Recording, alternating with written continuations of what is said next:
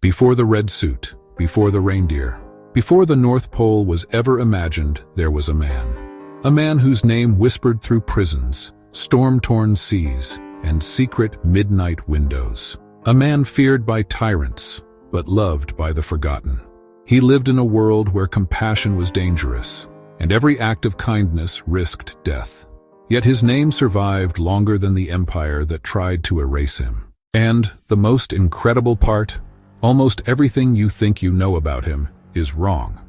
If you stay with this story, you will discover the truth behind his miracles, the political struggles he fought, how a Roman bishop became a global myth, why children still whisper his name, and the strange, scientific mysteries that surround his bones to this day. This is not a Christmas tale. This is the origin story of the most influential saint in human history.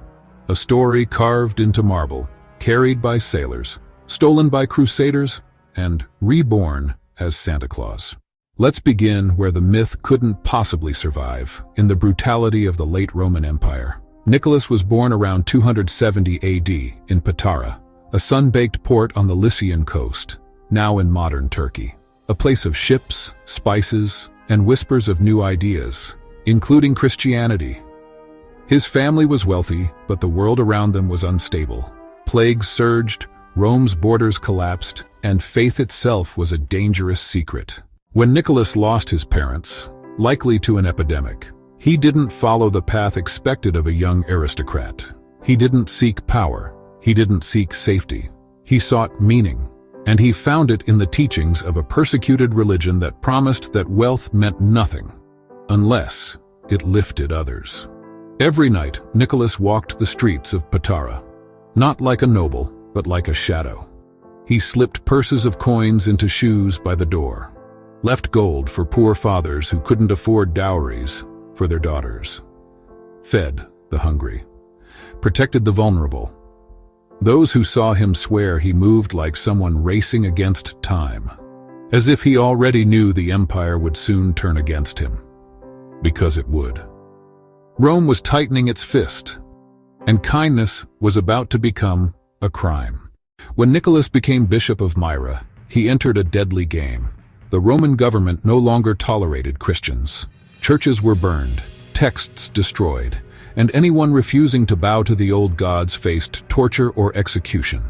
Nicholas refused. He protected fugitives, confronted corrupt governors, even ransomed condemned prisoners. To the poor, he was a miracle.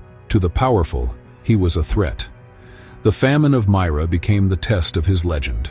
When a ship loaded with imperial grain docked in the harbor, Nicholas begged the sailors for just a few sacks. They refused. The emperor counted every kernel. But Nicholas insisted. He promised they would not lose a single grain. And so, the sailors relented. When the ship reached Constantinople, the cargo weighed the same. Not one grain missing. History doesn't know how, but the people of Myra didn't care. They had bread and a reason to believe again. If you're still here, you're the kind of person who wants the truth behind legends. Not fairy tales, but the astonishing realities beneath them. Consider becoming a member of 5 Minutes of Culture. You'll help us keep producing deep cinematic stories like this one. In 303 AD, Emperor Diocletian unleashed the Great Persecution, the harshest crackdown on Christians in Roman history. Nicholas, now a symbol of resistance, was arrested. He was beaten, humiliated, thrown into a cell with criminals. But instead of breaking, he prayed. For the guards, for the prisoners, even for the emperor. Years later, when Constantine legalized Christianity, bishops across the empire gathered at the Council of Nicaea, a meeting that would define Christian doctrine for the next 1,700 years. And there, amid debates that shook the foundations of the religion, an explosive moment occurred. Arius, a charismatic priest, denied that Jesus was divine.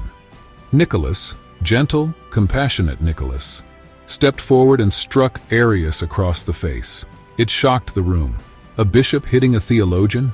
Unthinkable. He was stripped of his robes and imprisoned. But the story doesn't end there. In the darkness of the cell, he prayed. And according to early accounts, guards found him the next morning with his chains on the floor. His robe was restored, his cell filled with a soft, inexplicable light. Metaphor or miracle? No one can say. But after that night, Nicholas was reinstated, and his influence only grew stronger. Nicholas returned to Myra a changed man, not softer, but fiercer. He became the patron of sailors because countless captains swore the same thing. In the middle of storms, when waves towered like mountains, a figure appeared on the deck, calm, steady, praying. And the sea fell silent. He became the protector of children because of another story. A butcher kidnapped 3 boys during a famine. Nicholas confronted him, saved the children, and restored justice when the law failed. He also saved 3 innocent men from wrongful execution, literally stepping between them and the sword. He grabbed the blade, pushed it aside, and demanded a retrial. Not because he was fearless, but because he believed that courage meant showing up exactly where the world was breaking. Nicholas died around 343 AD, but the story didn't end. His tomb in Myra became a pilgrimage site until 1087, when sailors from Bari, Italy, fearing the region would fall to invaders, broke into the crypt and took his bones. They brought them across the Mediterranean to the Basilica di San Nicola. And there something strange happened. His bones began to produce a clear liquid called manna or myrrh. Scientists today confirm the fluid exists, though its origin remains unexplained.